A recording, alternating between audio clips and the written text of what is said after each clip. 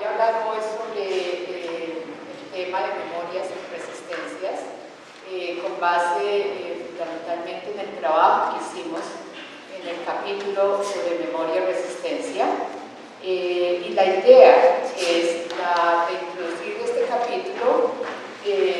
como se mencionó en esos presupuestos, digamos así, tanto teóricos como metodológicos, y el proceso analítico que se siguió para este capítulo. Y quiero también presentar, aunque sé que ustedes conocen el capítulo, se lo han leído, pero tomarme el tiempo de tomar algunas de las memorias emblemáticas que se trabajan en este capítulo para mostrar el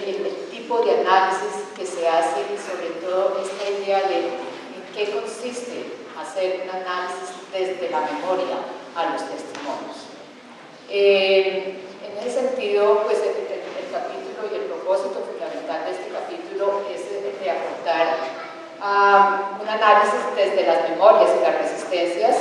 y esto se hace sobre la base de los cientos de testimonios que recopiló el Grupo de Memoria Histórica trabajando en los diferentes casos emblemáticos que trabajó. Entonces, en ese sentido, el trabajo que nosotros hicimos fue un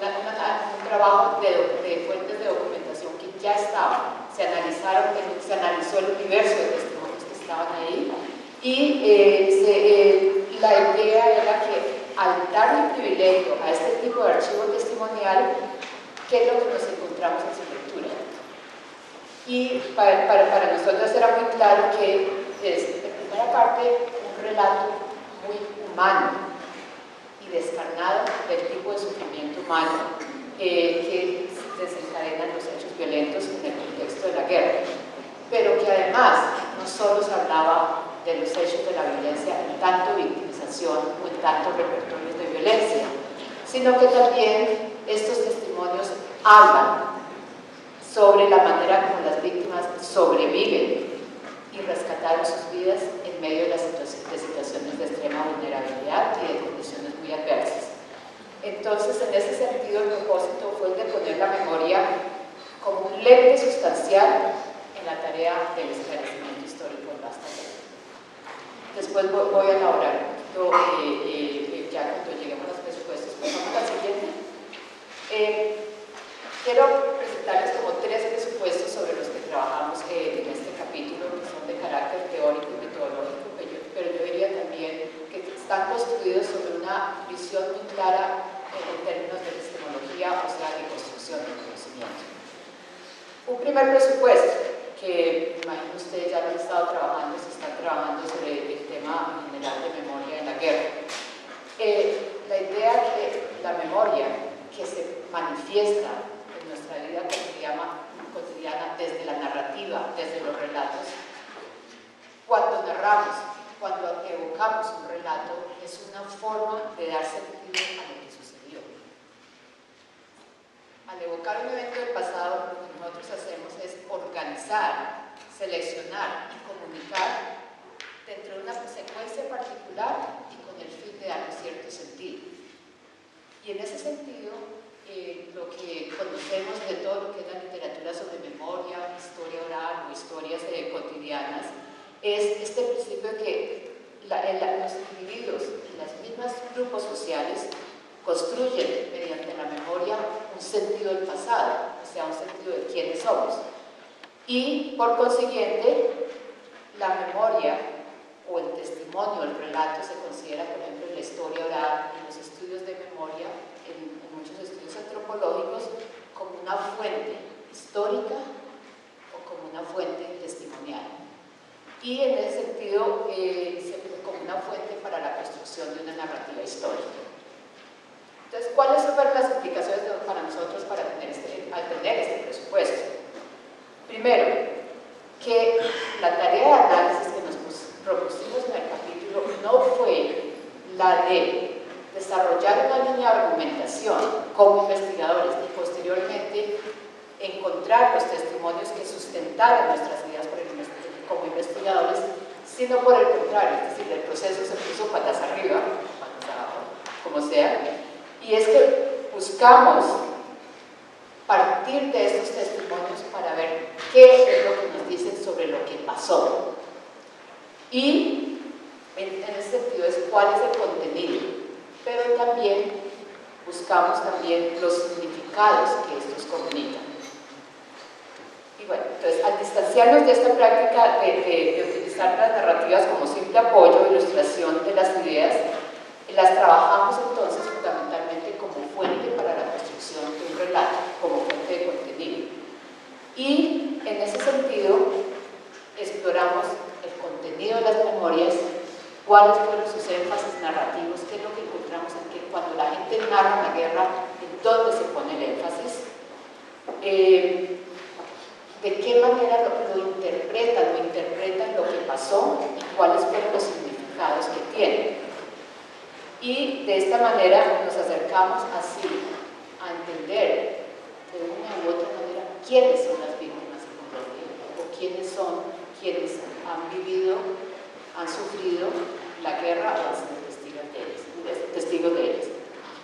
Ese es el primer presupuesto. Pero un segundo que ahondo y está muy relacionado con este primero en términos de memoria.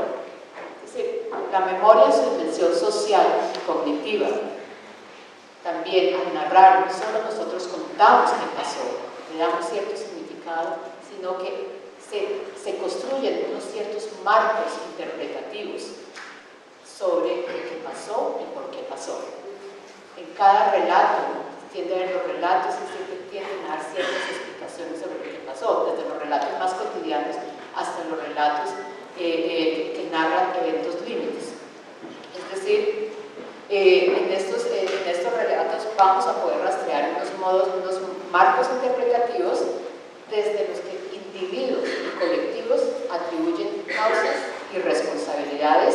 pero también juicios morales y éticos. Y esto era fundamental para nosotros. Por lo general, también la tarea del análisis de testimonios, a veces al testimonio se le deja la carga narrativa, al investigador se le deja la carga interpretativa. Nosotros quisimos ver en este capítulo, en quienes trabajamos, cuál era la carga interpretativa de estos testimonios en sí, dónde ponían la responsabilidad, qué juicios morales y éticos articulaban y de qué manera explicaban qué pasó y por qué pasó. Y en ese sentido, el tercer presupuesto desde el que trabajamos, que está también muy relacionado con los dos anteriores, tiene que ver con que, si bien el vivir la guerra, el sobrevivir la guerra, implica no solo el sufrir la guerra, pero el sobrellevarla, el sobrevivirla, estamos hablando de la capacidad de acción de las personas y que la memoria y los relatos evocan esa capacidad de acción, esa capacidad de respuesta. Y en ese sentido, el tercer presupuesto, desde que se trabajó, es que la tarea del esclarecimiento histórico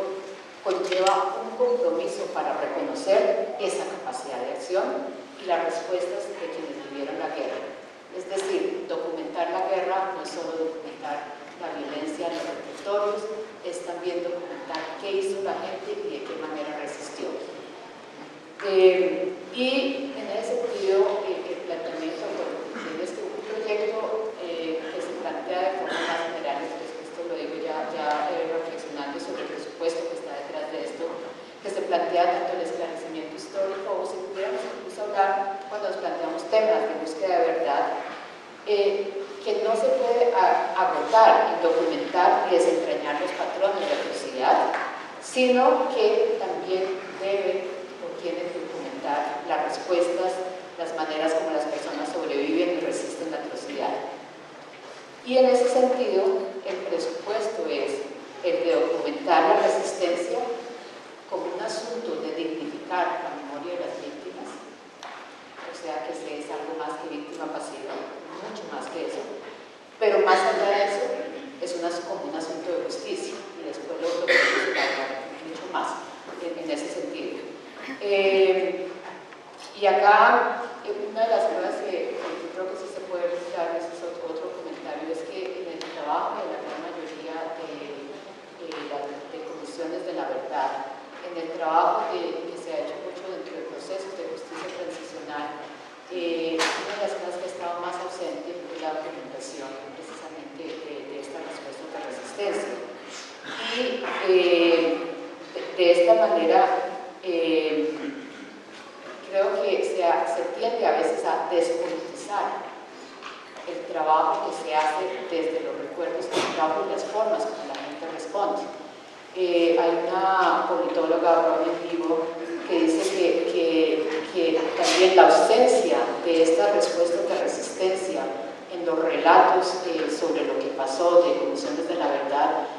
a veces conlleva mucho una despolitización, porque se tiene el temor que reconocer de qué manera resistieron las personas como agentes políticos, como agentes sociales o individuales, puede entorpecer las tareas de reconciliación. Entonces lo dejo ahí. Esos son como los tres presupuestos centrales sobre los que trabajamos en el capítulo. Ustedes van a ver después cómo se construyó el análisis que se hizo alimentada por estos tres presupuestos. Como les comenté, la exploración del contenido de estas memorias, de sus énfasis narrativos e interpretativos y del significado que tienen para quienes cuentan estas experiencias, constituyó el método que utilizamos para acercarnos a los relatos sobre el conflicto armado en Colombia y a ese universo de testimonios que hemos recopilado. Hicimos una estructura de acuerdo a tres ejes temáticos para analizar estos relatos. Primero, un eje narrativo, que era un eje narrativo que registraba el horizonte del dolor y de la crueldad humana, desde el que los testigos y sobrevivientes narran y recuerdan lo que pasó. En ese sentido, ahí incluye esas memorias del sufrimiento y lo que le trae a las personas en sus mundos sociales, en su vida cotidiana, y está como uno de los hilos narrativos que estructura un amplio conjunto de los relatos y testimonios que recopiló el Grupo de Memoria Histórica. El otro eje que trabajamos fue el eje interpretativo, respondiendo precisamente a los presupuestos. Y en este eje interpretativo vamos a ver, como ustedes vieron en el capítulo, es un eje interpretativo en el que encontramos, en el que las memorias en su conjunto ubican a la complicidad, la memoria de la complicidad y la memoria del estigma como memorias emblemáticas desde las que las víctimas explican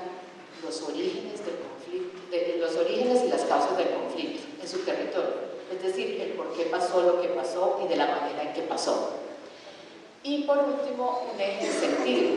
que registra las respuestas y recursos de las personas desde frente a la violencia armada y con sus numerosos actos de protección, solidaridad, rescate, desobediencia y resistencia directa e indirecta. Entonces son los tres ejes con los que nos aproximamos a los relatos. ¿Cuál fue el proceso? Pasamos al siguiente. Lo describo relativamente brevemente. Como les comenté, recopilamos el universo de testimonios, y este es un universo muy grande de testimonios recogidos por el Grupo de Memoria Histórica, y los organizamos por fichas y temas por caso emblemático. Entonces, a cada caso emblemático se creó una ficha con base, es decir, cuáles son los hechos que narran las personas, las personas que relatan estas, que están detrás de estas narrativas, que documentamos también cuáles son los énfasis narrativos que le ponen, qué tipo de reclamos aparecen en estos relatos y qué tipo de iniciativas de memoria están también narradas en estos relatos. Posteriormente a estas fichas les hicimos una codificación con base en dos conjuntos de preguntas que guían el análisis del capítulo, que también han guiado mucho el trabajo del Grupo de Memoria Histórica, que guían el Grupo de Memoria Histórica. ¿Qué pasó? O sea, ¿qué es lo que se recuerda y cuenta sobre lo que pasó? Y la segunda, el cómo y el por qué. ¿Cómo se recuerda y de qué manera se interpreta lo que pasó? Con base en esto construimos unas matrices muy amplias que ya fueron ya más de carácter temático y que traían ya todos los informes en una sola matriz, y analizamos tanto las frecuencias, con qué tanta frecuencia cierto tipo de memorias, cierto tipo de énfasis narrativos aparecen, qué tipo de temas van apareciendo y tipos de relato por tema. Y con base en esto las fuimos organizando estas matrices dentro de grandes temas o grupos de información y que se fueron también organizando de acuerdo a ciertas categorías y códigos. Y lógicamente el análisis se fue enriqueciendo en la medida en que íbamos avanzando con identificar esos temas centrales que aparecían en estos testimonios y se crearon nuevos códigos y categorías de análisis. Para darles un ejemplo, porque ustedes lo han visto, pero por ejemplo, ¿qué fue surgiendo? Sí, muy claramente empezamos a encontrar cada vez más un grupo de memorias que nos hablaban y que se referían a la complicidad, a la colaboración o a la negligencia de distintos actores en los hechos violentos. Entonces, ese sí se constituyó en una de las temas centrales que se fueron analizando en estas matrices y se fue enriqueciendo con todos los diferentes testimonios. Otro grupo de memorias, por ejemplo, de los que se fueron, y la gente hablaba mucho de las memorias de quienes se fueron, las maneras como se recuerdan a estas personas, énfasis como el de la inocencia, el énfasis narrativo para mostrar que ellos y ellas eran inocentes, pero también la memoria que se tiene del entorno, de lo que ellos hacían, de sus gustos. Otro ejemplo, por ejemplo, sobre las memorias de los actores armados, que también es un universo muy grande de estas memorias. Y son memorias, nosotros decíamos, les dan un rostro muy claro. Si bien la guerra y las acciones de los actores armados, las acciones violentas tienden a deshumanizar a las víctimas a través de los mismos actos de violencia, lo que nos encontramos mucho en estos relatos sobre los actores armados es que se describían caras, gestos, emociones, disposiciones culturales, corporales, el despliegue de unas masculinidades específicas, sus repertorios de terror, o sea, había una descripción muy humana, eran agentes humanos que estaban haciendo esto. Ese fue pues el proceso que seguimos en términos del análisis y con base en esto pues ya construimos el contenido del capítulo y el resultado es pues, lo que ustedes han podido leer. Entonces lo que voy a hacer ahora, ya teniendo claro tanto los presupuestos como el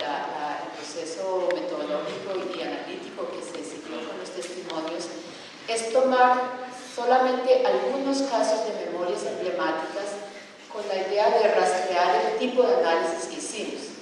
Si bien en el capítulo están estructurados alrededor de estos tres ejes narrativos, voy a tomar inicialmente dos memorias emblemáticas, una memoria del sufrimiento y una memoria de la complicidad, y hacer el análisis, y posteriormente me voy a concentrar un poco más en las memorias de la resistencia, que entiendo que es un tema que no se ha cubierto tanto dentro de la cátedra. En este caso, sí, para propósitos de mostrarles el tipo de análisis, voy a hacer algo que se trata de evitar en el capítulo, que es que la memoria o el testimonio va a aparecer un poco descontextualizado, porque no tengo tiempo de ubicarlo tanto. Pero solo es utilizo para cada caso, voy a utilizar tan solo un relato, pero entendiendo que hay toda otra serie de relatos que hablan también de este tipo de memoria emblemática y posteriormente rastrear el tipo de análisis que se hizo que resulta del análisis de la multiplicidad de relatos. Este primero tiene que ver con la primera parte del capítulo que habla precisamente sobre las memorias del sufrimiento o el registro del dolor, la manera como se registra el dolor. Y estas son narrativas que registran el horizonte del dolor y de la crueldad humana en la vida de las personas. Y uno de los sentidos, como estamos buscando sentido en este caso, centrales cuando la gente cuenta este tipo de narrativas, es la de dar testimonio del sufrimiento y la crueldad a las que fueron sometidas. Y por lo general el énfasis que se encuentra en este tipo de relato, es decir, fueron víctimas que fueron sometidas debido a conflictos a los que con frecuencia se sienten ajenas. Y después podemos complejizar esto, pero una de las énfasis en el tipo de reclamo que aparece en este tipo de testimonios es ese énfasis sobre el sentirse ajenas a ese conflicto que las implica. Voy a ir por un momento al primer caso emblemático que trabajamos, que es el caso de Trujillo, para hablar de una de las memorias emblemáticas del sufrimiento. Como se narra en el informe de Trujillo, en la lista de víctimas de la masacre de Trujillo, hay 10 personas que se reconocen que murieron por pena moral, debido a la desaparición, tortura y asesinato de sus seres queridos. Un testimonio que para mí ilustra este tipo de memoria emblemática del sufrimiento y del registro del dolor es el testimonio que está en la pantalla. No lo tengo en el escrito, pero si ustedes lo pueden leer, que narra precisamente la historia del padre de unos ebanistas en Trujillo que los desaparecieron, y cómo su padre iba cada día a la plaza y se sentaba a esperarlos hasta que murió de pena moral. Y él se negaba rotundamente a salir del parque, permanecía sentado. Este testimonio de uno de los dirigentes de Alphaville sobre el dolor del padre, sobre su acto de cada día sentarse en la plaza y sobre cómo para ellos ese era también un dolor muy profundo verlo ahí, ilustra estas narrativas del tipo de pena moral, pero también para acá lo que para nosotros era muy importante y el énfasis que ponía el mismo relato era que esta en sí es un modo de responder a la violencia por parte de las personas. Y en este caso, al sentarse frente a la alcaldía y hacer pública su espera, es un acto muy público, y su sufrimiento, el padre de los Vargas se convirtió en un cuerpo público del dolor, es un cuerpo que habla del dolor. Y en ese sentido, así sea, no hay un acto narrativo, hay un acto performativo en este caso. Se entreteje también este tipo de narrativas, como lo hace la narrativa de la misma persona, una suerte de juicio moral sobre la violencia y la desaparición. Y al mismo tiempo, yo creo que acá lo que nos encontramos es también una cosa que nosotros debatimos mucho dentro del grupo de memoria histórica, y que aún así yo creo que es una discusión que sigue muy abierta, y es cómo mostrar una noción compleja de las víctimas. Y este tipo de relato entra, por ejemplo, a complejizar incluso esta idea del sufrimiento pasivo, para encontrar, por ejemplo, en el mismo acto de sentarse en la plaza, una forma de responder al sufrimiento y una forma de hacer pública un dolor. Esa es una primera ilustración. Si ustedes ven, ese es el rastreo del tipo de análisis que se hace a partir de los mismos testimonios. Hay toda otra serie de testimonios que nos ayudan a ir construyendo este tipo de análisis, en el que el dolor se ve como también una forma de comunicar y una forma de expresar algo cuando se lleva como acto de puesta en escena, en este caso en la plaza. Y cómo eso también se continúa comunicando a través de testimonios. Una de las memorias emblemáticas que aparece con más fuerza en el conjunto de los testimonios es la memoria sobre la colaboración, sobre la complicidad. El testimonio que también está en la pantalla, yo no los incluí para leerlos porque quería dejarlos simplemente como referencia, pero es el testimonio de una mujer que fue testigo de la masacre del 2 de agosto de 1997 en Remedios, Antioquia, y ilustra lo que para ella y otras víctimas de la región arroja y se sabe sobre la connivencia entre el ejército y la policía respecto a los hechos relacionados con la masacre del 97. Pero lo que es muy interesante es decir, a través de la descripción de cómo se van circulando los victimarios por el pueblo, se va rastreando y se va sugiriendo de una u otra manera en el estilo narrativo la misma ausencia del ejército y de la policía. Y ahí es muy interesante de cómo ella enfatiza eso. las señas de estas colaboraciones de la ausencia del ejército y la policía que, cito, se pierden completamente y se pierden completamente del pueblo en la noche en que esto ocurre. O sea, van registrando de una u otra manera, de una u otra forma, la complicidad. Este énfasis narrativo sobre las complicidades y sobre las colaboraciones de las memorias, también los relatos que recopilamos dan cuenta no solo de este tipo de colaboración y connivencia abierta de actores armados, en este caso de agentes estatales, con los agentes de la guerra, con los actores ilegales, pero también de otro tipo de colaboraciones y complicidades que dan más cuenta de las ambigüedades y zonas grises o de las colaboraciones forzadas o no voluntarias a las que fueron sometidos quienes vivían dentro de estas comunidades. Pasamos a la siguiente. Y en este testimonio precisamente se habla de este tipo de colaboraciones. En este caso es un testimonio de una mujer de San Carlos, quien habla de cómo, si de una u otra forma, jóvenes en la guerra, jóvenes de San Carlos se van involucrando en estas dinámicas de la guerra y las complejidades en las que se van generando, se van convirtiendo también en unas ocasiones en victimarios, pero en otras ocasiones son víctimas. Entonces, lo que yo quiero traer a colación con estos dos tipos de relatos ilustran lo que desde lugares muy diferentes, esta memoria emblemática de la complicidad de un amplio grupo de actores en la imposición de regímenes armados, en el mantenimiento de la violencia, en el mantenimiento del miedo. Y en ese sentido es una memoria que narra con detalle quiénes hacen la guerra y cuáles fueron sus roles para mostrar responsabilidades,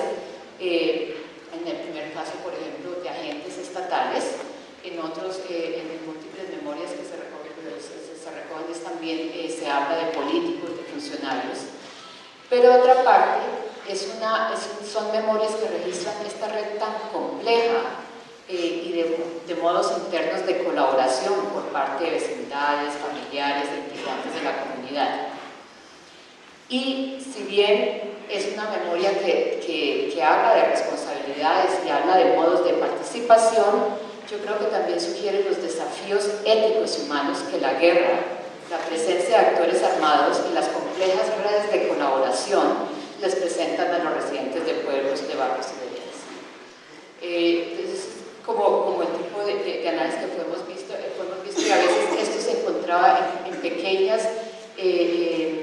como detalles que al contar y todo esto la gente de pronto paraba y hacía un comentario y decía, si ven lo que la guerra nos hizo a nosotros, de forma que daba cuenta de esas ambigüedades a las que se vieron enfrentadas. Y esto porque yo creo que lo que también es bien importante resaltar es que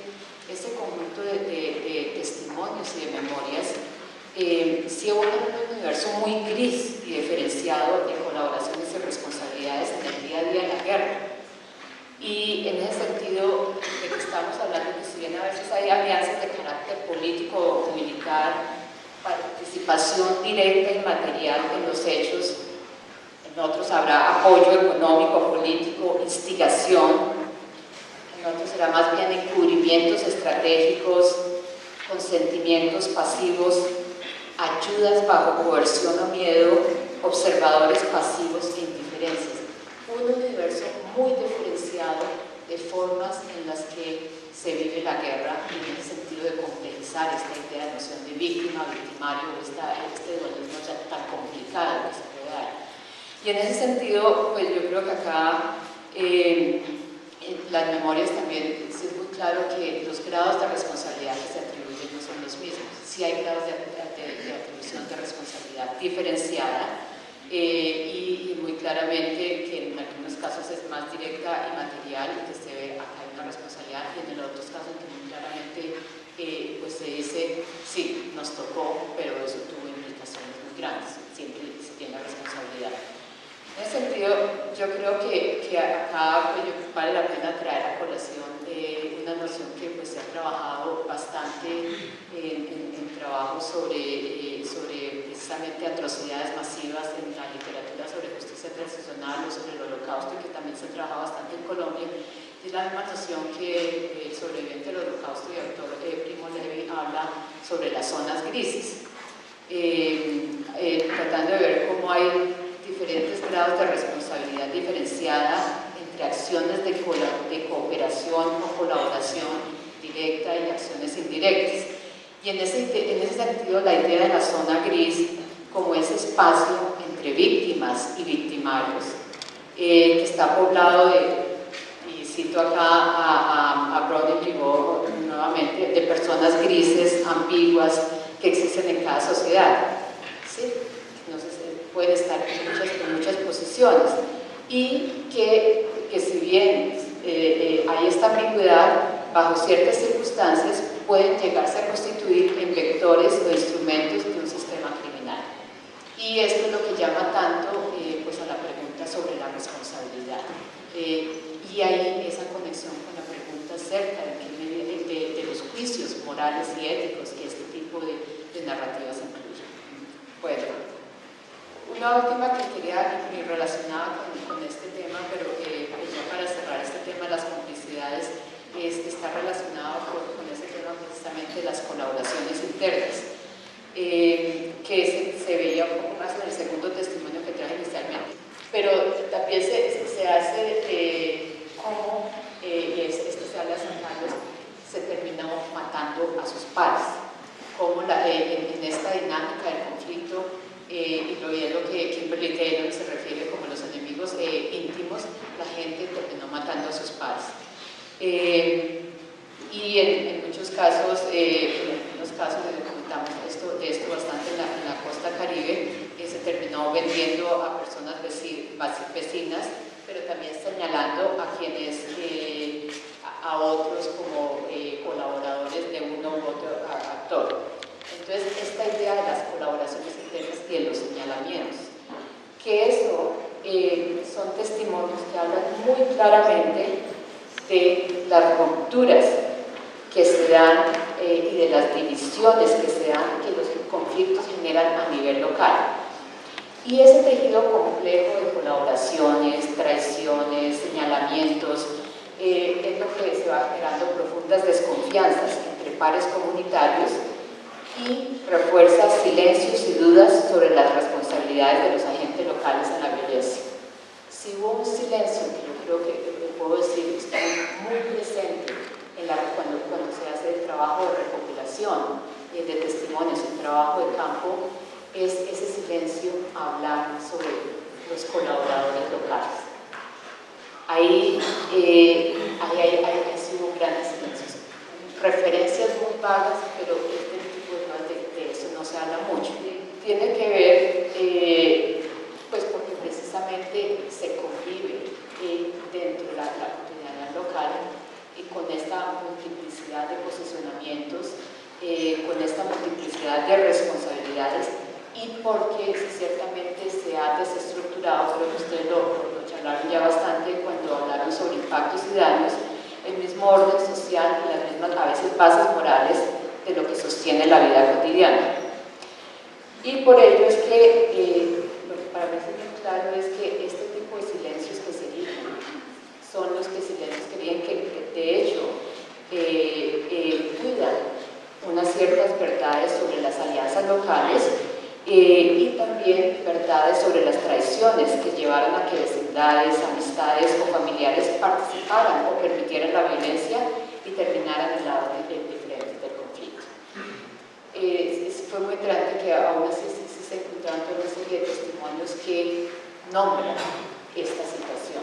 Generalmente no se señala de manera clara el quién fue, pero nombran la situación.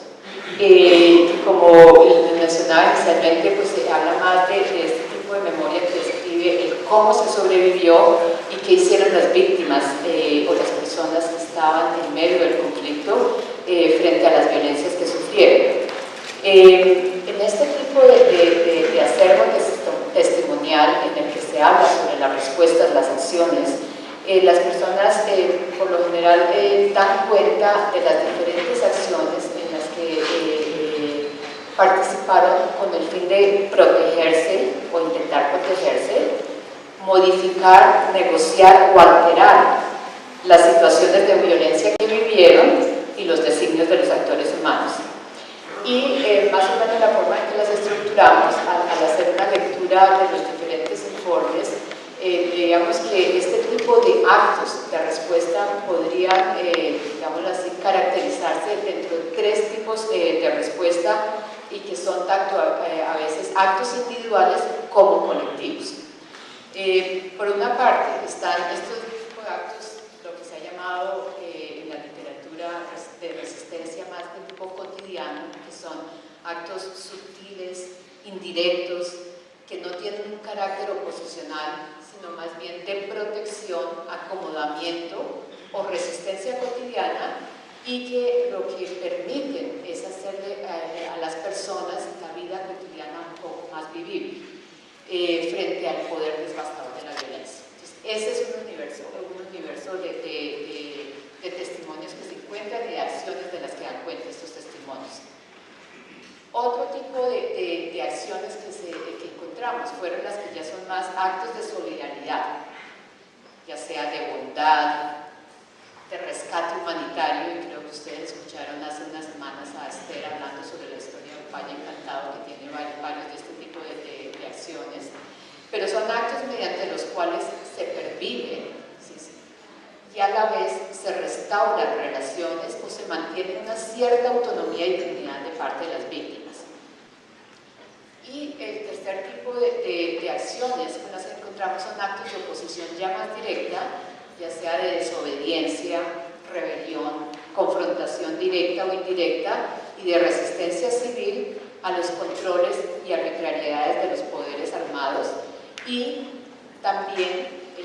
a las versiones o silencios sobre lo que pasó, que acá es donde entra un poco más lo de iniciativas de memoria. Pasemos primero un poco a la parte de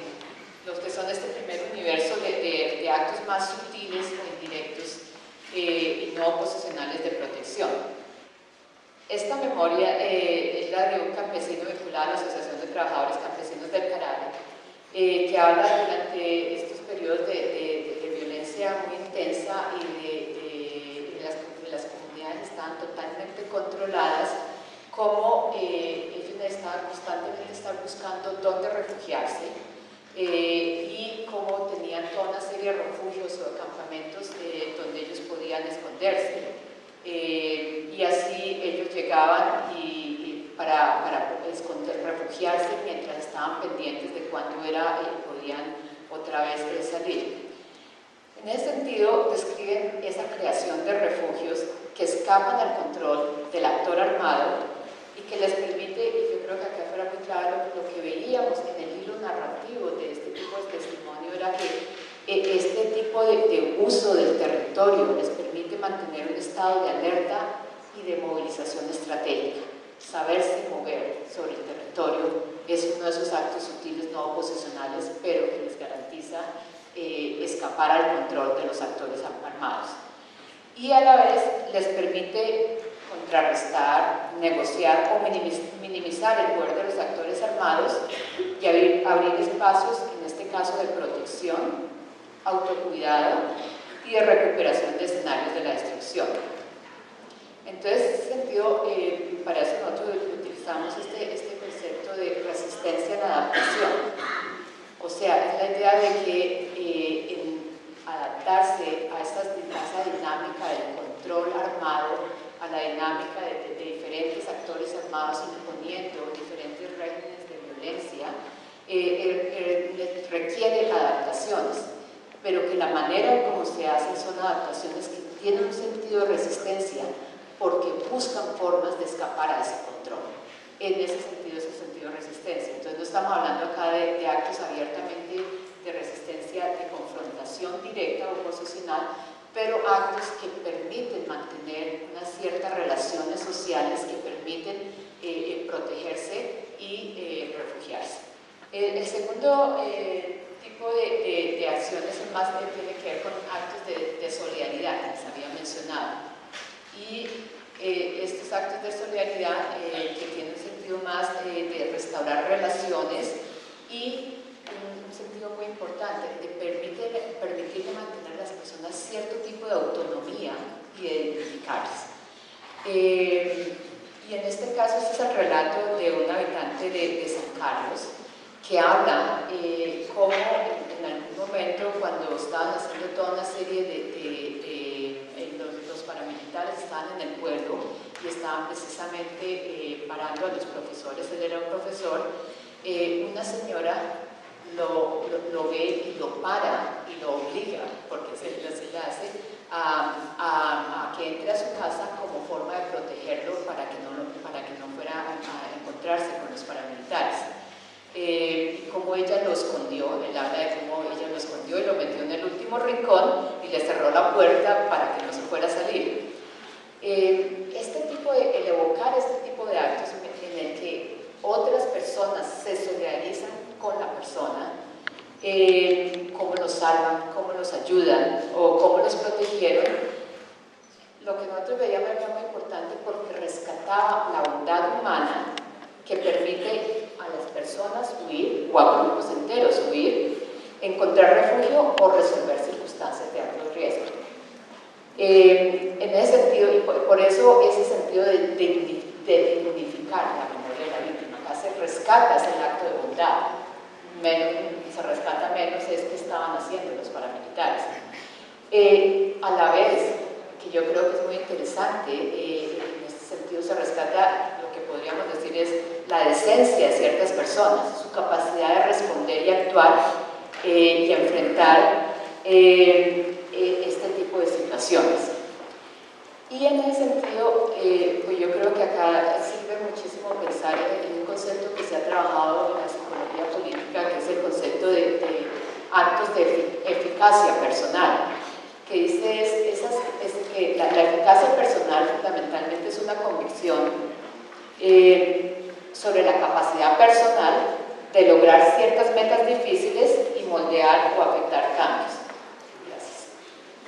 Entonces, en este sentido, cuando esto se ha documentado bastante, lo que uno dice, ¿qué es lo que lleva a que ciertas personas en estas circunstancias actúen y protejan a otros, piensan que pueden hacer algo, cuando en otras circunstancias la mayoría de las personas dicen, no pudimos hacer nada?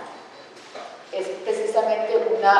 entendimiento de que hay una posibilidad de eficacia personal. Yo puedo de una u otra forma alterar la situación mediante en este caso, mediante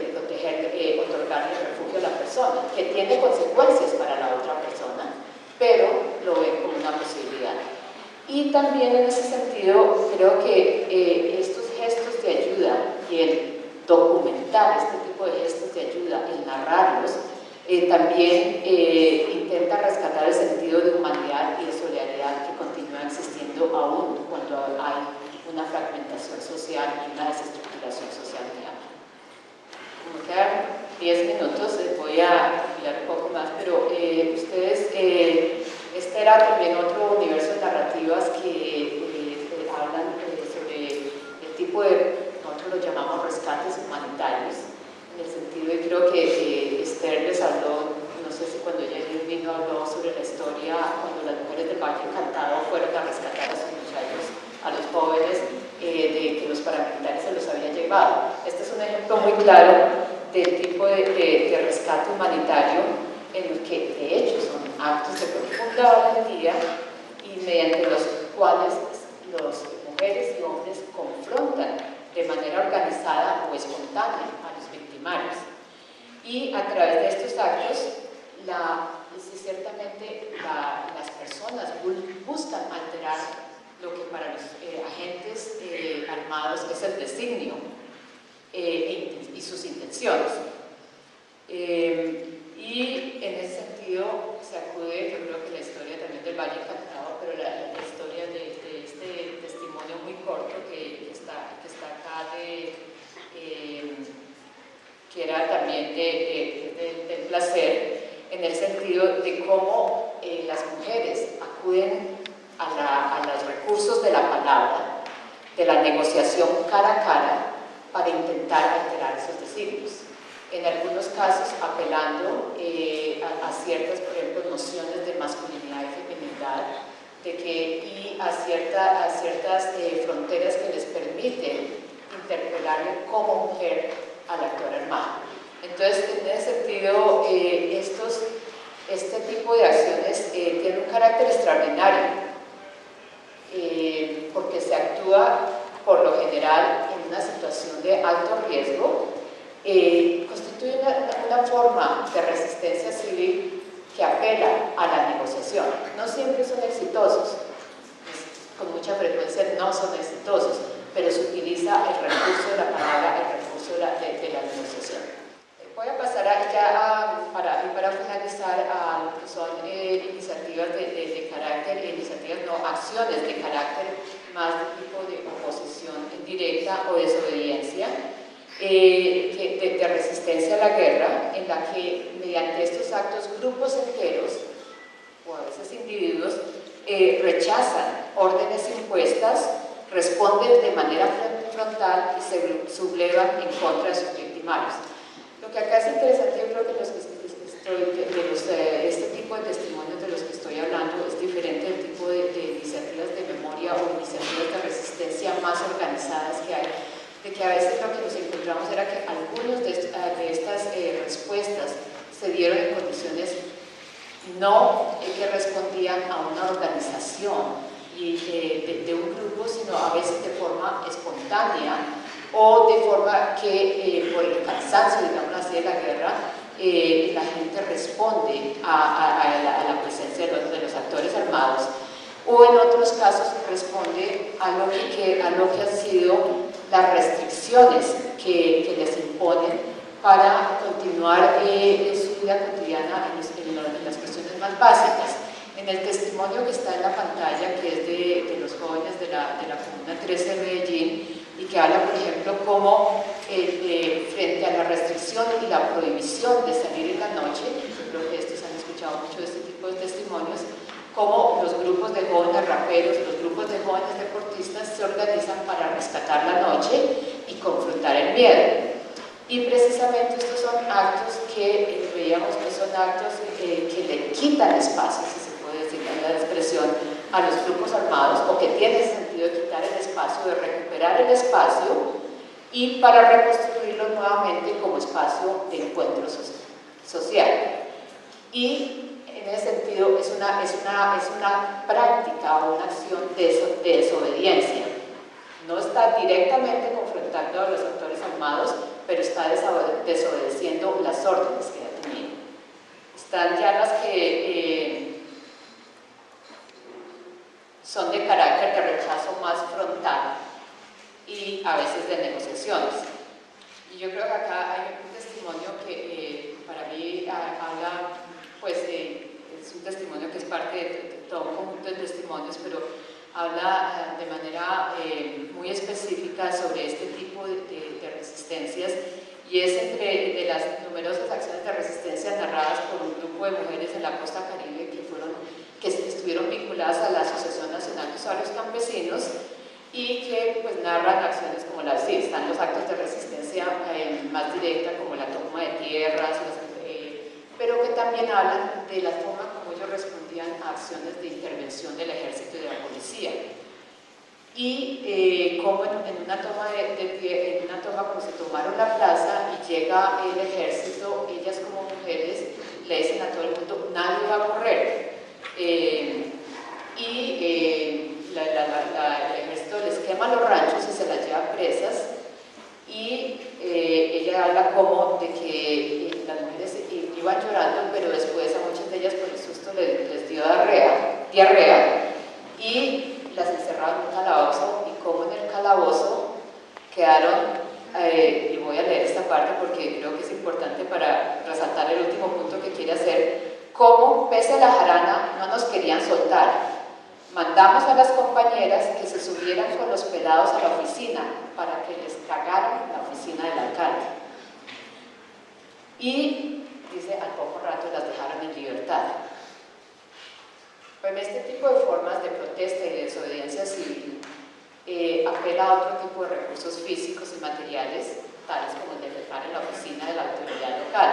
Y se trata entonces de una forma que la antropóloga Begoña Arechaga habla de protesta sucia, una forma de protesta sucia que tiene, en este caso, muy claros efectos. Y de esa forma, este tipo de rechazos y desafíos cara a cara a las acciones y las órdenes de los actores armados, en este caso la institución de policía, no siempre suponen una acción radical en su contra, pero en ocasiones lo que la población hace es el uso de elementos aprendidos en el entorno social y político de la negociación y logra poner en juego, ya sea de forma sutil o airadamente, las ideas de los armados, sus emociones y algunos factores no esperados. Y en ese sentido, pues le dan un giro a la situación, preservan su dignidad a través del poder persuasivo, o en este caso, no tan persuasivos, en otro poder de más del impacto directo que se impone, y del poder en este caso sí de lo inesperado y de la transmisión. Entonces, termino ahí porque se me acabó el tiempo, porque es un buen ejemplo para terminar. Muchas gracias.